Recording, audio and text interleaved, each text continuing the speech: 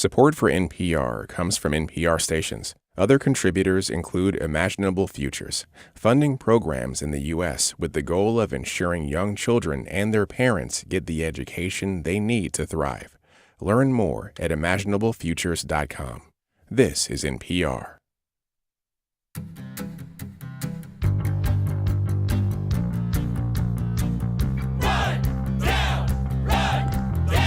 This is The Rundown, your weekly news and review from Western Mass. I'm Carrie Saldo. It's Friday.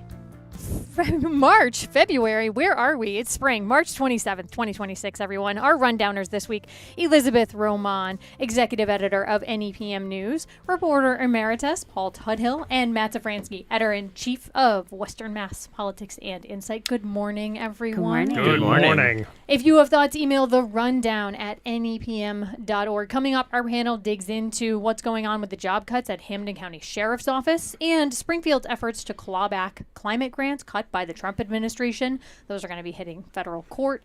First, some wider context for this week's news: whether government employees working without pay for 42 days will start getting paid finally is in the hands of the House of Representatives. This after the Senate struck a deal early this morning regarding how the partial government shutdown might come to an end. And yesterday, Thursday, Liz, was Equal Pay Day, unequal pay day as I regard it. The annual observance marks how far into the new year women have to work to make the same amount of money earned by our male counterparts. Andrea Shue from NPR had some great reporting on that this week. Meanwhile, some other employment news from the 413. The headline: Hampden County Sheriff's workers and services will be scarcer after cuts announced this week. At least 50 jobs will be impacted, either by being cut entirely or redefined in some way. Stephanie Berry of the Springfield Republican put it this way, quote, "Members of the Hampden County Sheriff's Department will be a scarcity outside of the walls of its jails in the days to come after deep budget cuts announced Wednesday that follow the state's recent targeting of agency overspending."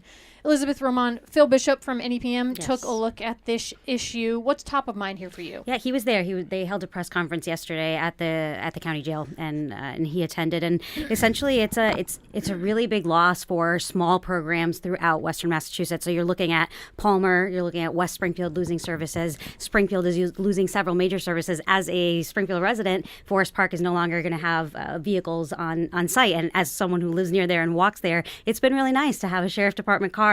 You know, when it's dusk and you're walking, and I don't have a dog. I don't always walk with another person. So that'll be gone. The marine patrol that they have, summer's coming up. You've got these boats out there, people driving drunk on the water. That program is going to be cut down.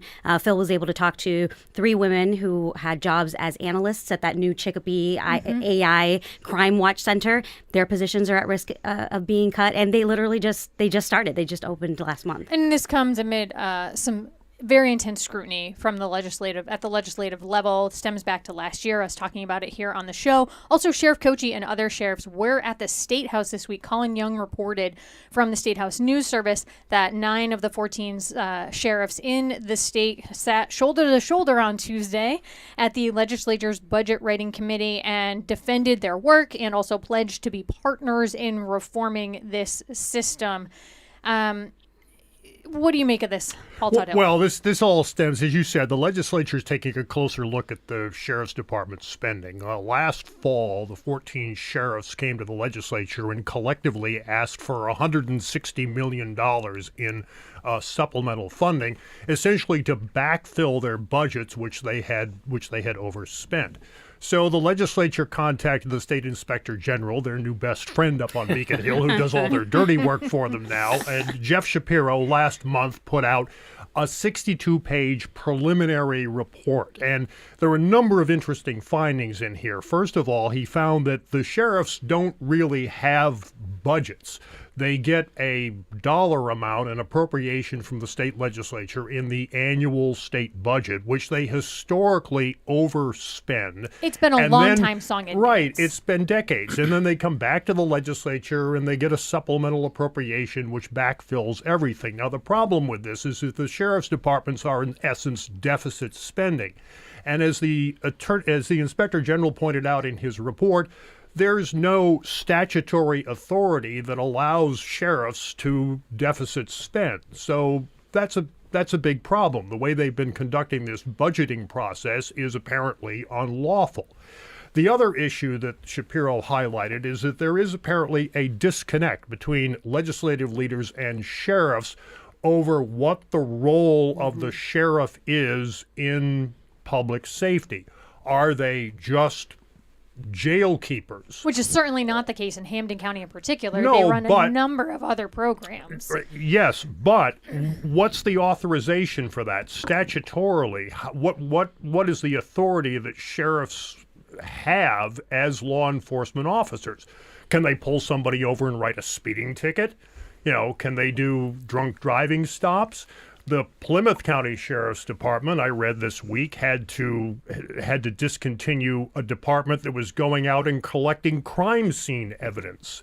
So, But do you think, Matt? So look, all of these things that the sheriffs do. I mean, I know Cochise, can make a very valid case from a public safety standpoint about all of the good things his department is doing in Hampden County, but is he legally entitled to do this stuff? And these are issues that the legislature and the sheriffs need to work out. Matt, do you think, to Paul's point, this is kind of a statutory issue? It's a case of what's happening on the ground in current day. The evolution of sheriff's offices hasn't quite caught up with what's on the books. Well, yeah. I mean, I think that this also speaks to the fact that, you go back 40 years and virtually every sheriff's department was a part of a county government. They have been virtually abolished in every county in Massachusetts with, one or two exceptions that don't really make a difference. And so I suppose it's not a surprise they've been operating in a legal gray area, given the fact that they abolished the counties, transferred the sheriffs nominally to the state, and then never bothered to fill in the individual pieces. Now, maybe it wasn't legal if they were doing the exact same things under county law as well when such a thing existed, but it creates a whole another layer of, and ultimately the legislature is responsible. They're the ones that abolished the counties, reasonably so under the circumstances, and then never bothered to be like, oh, what are all these tasks we've suddenly taken onto the state's ledger? And we heard Worcester County Sheriff Lou Evangelides coming out this week saying, look, the legislature should more clearly define the job, the role of sheriff's offices, and then determine budgets to recognize the difference among the different sheriffs, because it does vary widely. And, Cochise, in particular, Hampden County does a lot of work with helping people who are trying to avoid substance use and not just the typical things you would think about incarceration. Paul, anything else to wrap us up here? Well, yeah, as you said, there isn't a lot of consistency in terms of what the sheriffs do from department to department. So yeah, I mean, in a sane world, that would be the way we would want to do things, right? We want to have some consistency in what the sheriffs are authorized and funded for in the state. Well, with cuts in like police departments as well, they are helping to fill that in. I mean, Chief Larry Akers was there from Springfield, and it's a service that they can't provide because their department is also struggling with budget cuts. Yeah, look, there's no question, as Liz pointed out, everybody loves the sheriff's patrols in the park, and they're in there on horseback sometimes, and it's a great look, and it makes people feel good, and it makes people feel safe, and it's a terrific program. Nobody's questioning that. And from I don't think. Practicality standpoint, Palmer, my little town where I live, like a lot of our overnights are covered by the sheriff's office. So yeah. So looking ahead, you mentioned the IG's report, Jeff Shapiro. The final investigation on that is due out May 31st. So obviously won't be the last time we're talking about this on the rundown. We're going to move on and talk about some reporting from Western Mass Politics and Insight. The headline, Climate Grant Showdown for Springfield and its Allies Reaches Appeals Court. Matt, you reported on this for your online site. I'm going to read a bit here. The city of Springfield, several fellow municipalities, and environmental groups tried to convince a Washington appeals court on March 16th to revive a lawsuit to restore climate grants that the Environmental Protection Agency illegally eliminated. Springfield was one of the first recipients of the Environmental and Climate Justice Block Grant Program, mouthful. Yet the city, like many others, lost its grant amid the chaos of the Trump administration slashing last year. Matt, what's the primary argument that the folks are making here? So the Springfield and a bunch of other municipalities and environmental groups last year sued to get the EPA to give the money back. That suit was dismissed, so they appealed to the D.C. Court of Appeals. An issue that's been looming in the background here, however, is that the big tax cut, I'm only going to say OBBB tax cut bill, swept a bunch of funds that had not been obligated, that is assigned for use. And so there's a question about whether or not that touches the grants that were rescinded, and that there's the big question at the appeals court, and I was there in Washington observing the proceedings. Clearly, is this money even still there as a matter of law? And if it is, then they go to step B and figure out if there's a way they can actually get it all back for the grantees. But the D.C. Circuit, which I should know was a majority Trump panel in this particular Trump-appointed panel in this case, is mostly focusing on, do they even have the money still there? Because I should note there's also a bunch of other funding pulled cases that don't necessarily have this weird tax cut angle to it.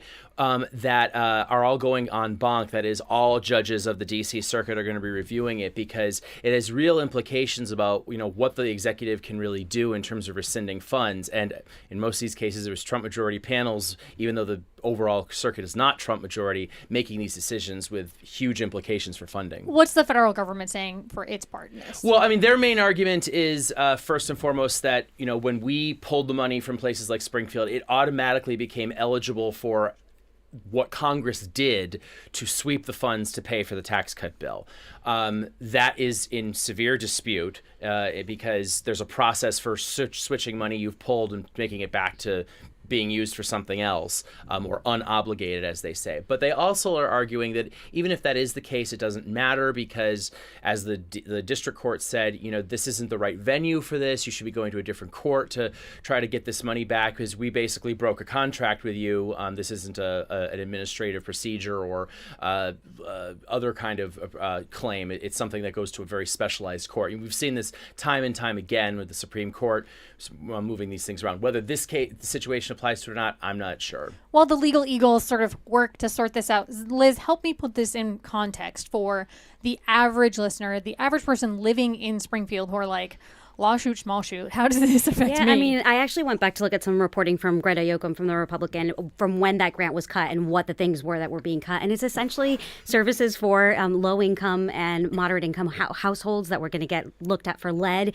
Springfield has twice the amount of lead in homes that the rest of the state does. At the asthma issue here, Springfield tends to be at the top of the country. This was for air pollution, reporting. They were also going to do like mold mitigation. Is that what it's called? Mm-hmm. So there was some of that. It was for tree cover since 2011 when we had that tornado. There's still areas of the city that have no tree coverage whatsoever. So this was looking at like 1,500 trees in the city. So which could also help with the air quality issue. Which is a major issue. So it's also looking at like the West Street issue. So where you're crossing over into the Memorial or to the North End Bridge in West Springfield. That area has like a lot of safety concerns. When the Biggie time is there, it's like the traffic is horrible. It was really going to affect everyday people quite a bit to have this money. Paul Tuthill, where are you landing on this one? Two words that you never want to have in a grant application if you want money from the Trump administration: climate and justice.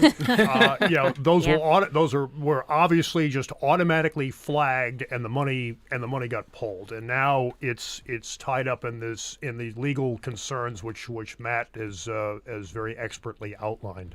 Yeah. Well, it also speaks to like the chaos that we've had, like as reporters and in the newsrooms. Like executive order comes out, and suddenly the EPA is pulling back all of this funding, and then the next day a judge is saying no, you have to put it back. So where does that money go? Where do those decisions land? And most of the time it affects like the average American who really needs access to this kind of money. So it's really disappointing. The Trump administration, for its part, basically made the argument back when it cut the grants. It's sort of streamlining its priorities, felt like these were no longer appropriate, and so that's where the Trump administration sits on this one. Where does this go from here, Matt Szafranski? Well, I think there's two possibilities, and they kind of outline this in the case. One is that if they find that actually the money still does exist, that it wasn't swept to pay for the Trump's tax bill, then it still exists, and they're obligated to use the money. Because that's the interesting thing that the proponents made, is that when they passed the tax bill, they didn't repeal the program. They just said any money that hasn't been assigned, essentially, is used to pay for the tax bill. So if the money is still there, then the EPA is obligated to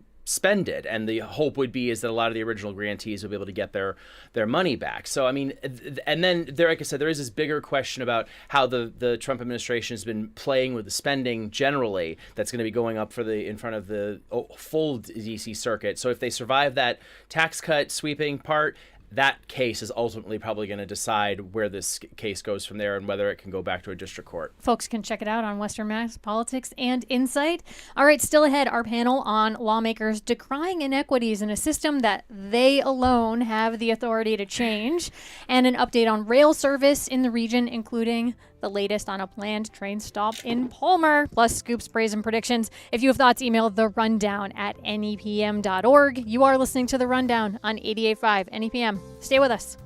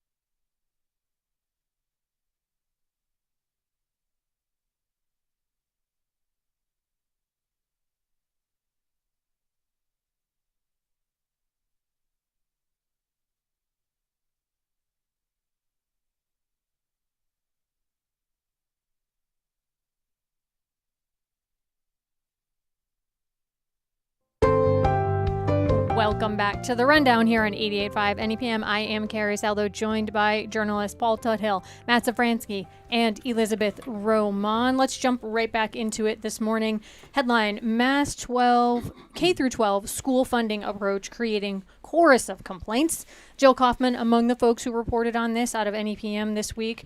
Quoting her, "The survival of Massachusetts public school students is at stake." That's what Beacon Hill lawmakers told top education officials on Monday at a joint Ways and Means hearing.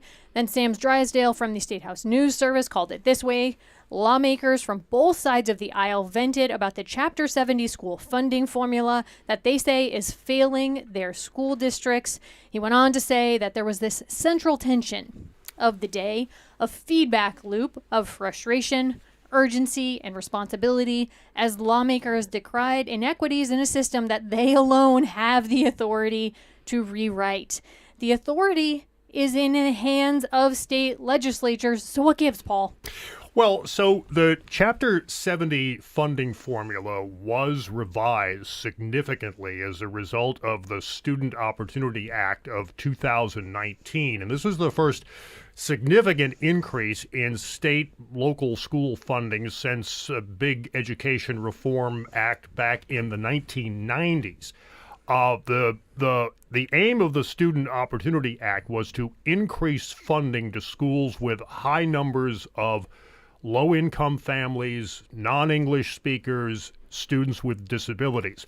So schools in Springfield, Chicopee, Holyoke, Pittsfield, to name a few, saw sizable increases in their state funding.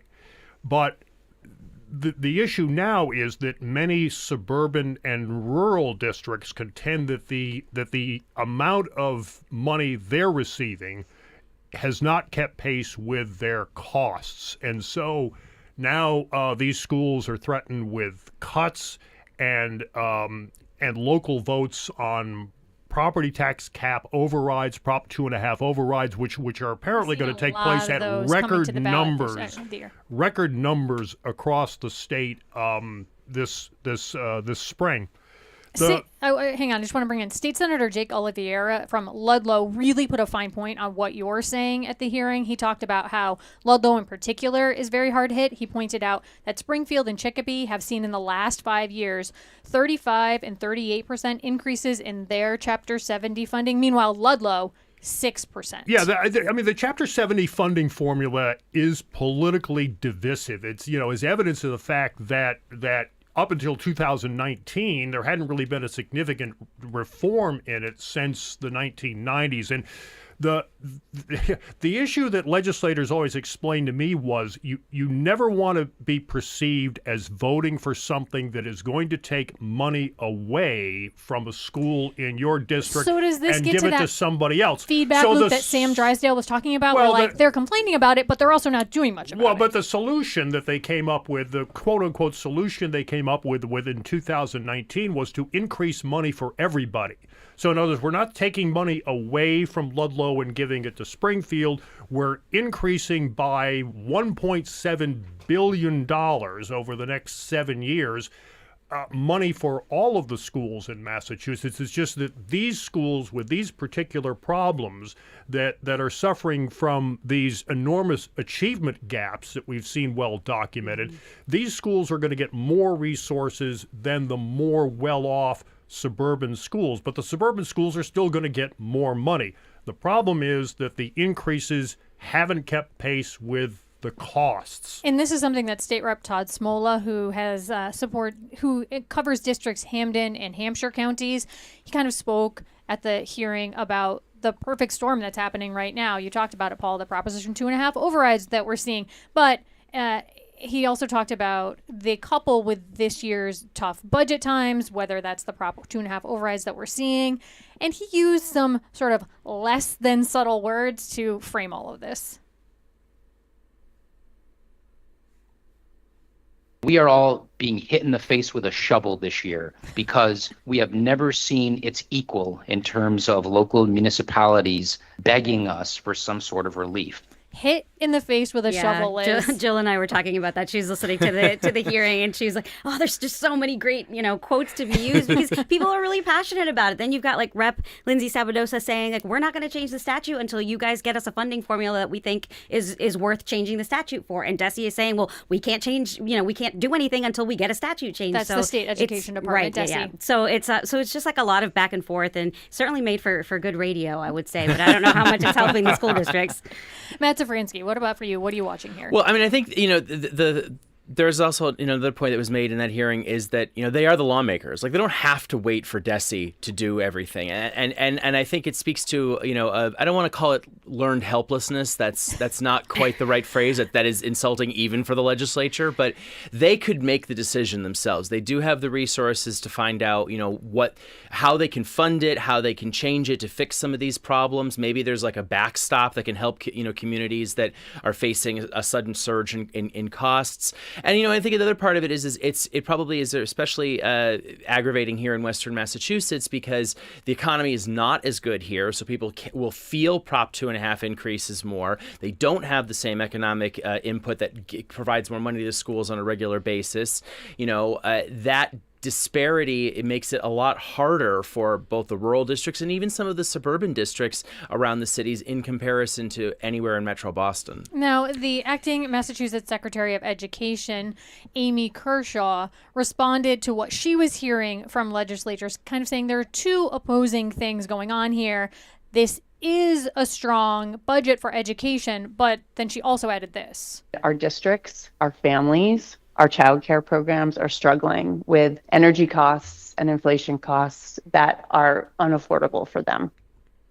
And health care.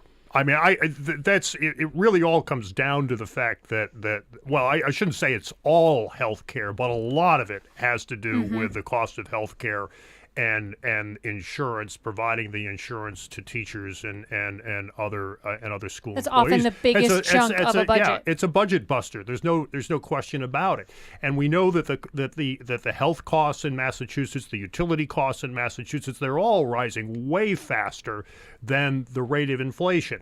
And I think I'd have to go back and double check this figure, but I was reading it yesterday as part of the research for the show. Was I believe that the increase to districts like Ludlow was around like 5%. 6%. Okay, 6% 6% annually. Okay. It's not keeping pace with the cost of inflation. No. Well, and if you're looking at facilities maintenance as well, a lot of suburban and particularly rural schools just don't have the money to pick up the infrastructure, and they have buildings that are from the 40s or the 50s that don't have any of the new energy efficient necessities that you have now in order to save on cost. And they can't get an 80-20 split for cost the way Right. that Springfield or other cities, poorer cities, can. And the last thing I'll close us here is any rural school district listening to this conversation right now is also probably screaming, and we are not reimbursed for transportation costs in a way that is helpful to our budgets. That's been a huge issue. All right. We will keep talking about this, I'm quite sure. Moving on this morning, though, our final headline of the morning, Mass DOT, Connecticut working on hourly trains from Springfield to NYC. 1 million more riders possible. That was the headline in the Springfield Republican on Jim Kinney's reporting about this. And he said Mass DOT planners, Connecticut and Amtrak are talking about an hourly train service from Springfield to New York City that could boost ridership. Like I said, 1 million passengers a year, but there's a catch. There would need to be upgrades to tracks. Springfield's Union Station and Amtrak fleet of trains would need some support. Emeritus Schlesinger, the Mass DOT person who was speaking about this, told the Massachusetts Department of Transportation Board of Directors last week. This was part of an update she gave, and Kinney was checking in on it. What about East-West Rail, folks? No. Well, yeah, I mean, this all sounds great, right? And it would be great if and when it comes to fruition, but there is no timetable for any of this, and there is no money for any of this. And many of us around this table have had a long history in covering East-West Rail. I mean, they've been talking about it for decades. Now we finally have money, and we finally have a plan for it, and it's finally moving forward. So, hold off on all the boards for the hourly service to New York City. One of the first reporter shadows that I did when I started at the Republican when I was 19 was going to Union Station and talking to Representative Neal about his big plans, which, I mean, the Union Station has come to fruition. Adam Frenier spoke with him from our newsroom yesterday, and he's excited about the prospect, the fact that Springfield is in the conversation. He called Springfield the crossroads of New England, and there's so many possibilities there. But again, I think we're all a little jaded because I'm 42 now. So maybe another decade or two. Well, I think one of the important takeaways that I had from that hearing was actually less about the hourly service and more that you finally are getting a clearer picture about what it's going to look like when East-West Rail starts up and what it's going to take for it to be more than what they've already promised. And that's going to be a lot. As Paul said, there's no money for it. In the case of the Springfield track realignment, MassDOT confirmed to me they don't even have a budget or cost for that yet. They will have one this year, they claim, but we don't have it yet. We just have money for studying. So you need the cost before you can even dream about a budget. Exactly. And I think that,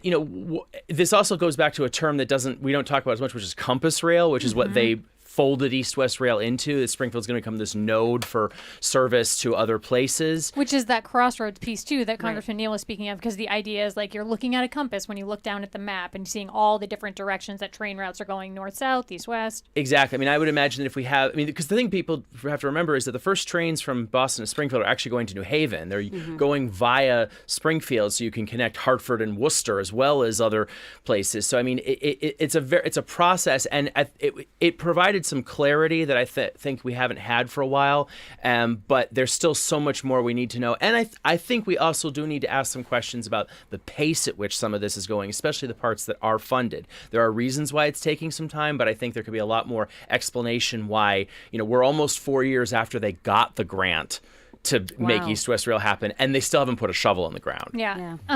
One of the interesting things for me was that MassDOT told Jim Kinney that ridership at Massachusetts stations roughly doubled between 2018 and 2025.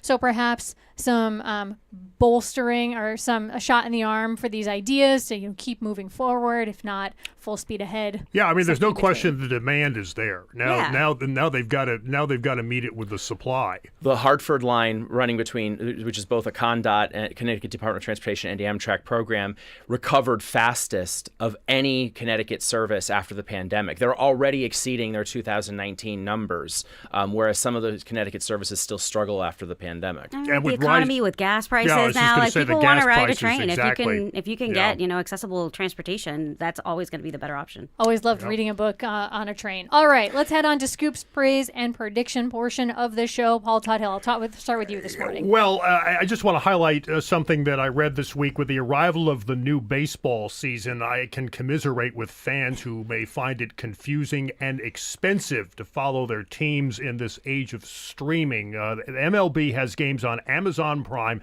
Apple TV, NBC Peacock, ESPN, Fox, Netflix, and regional services.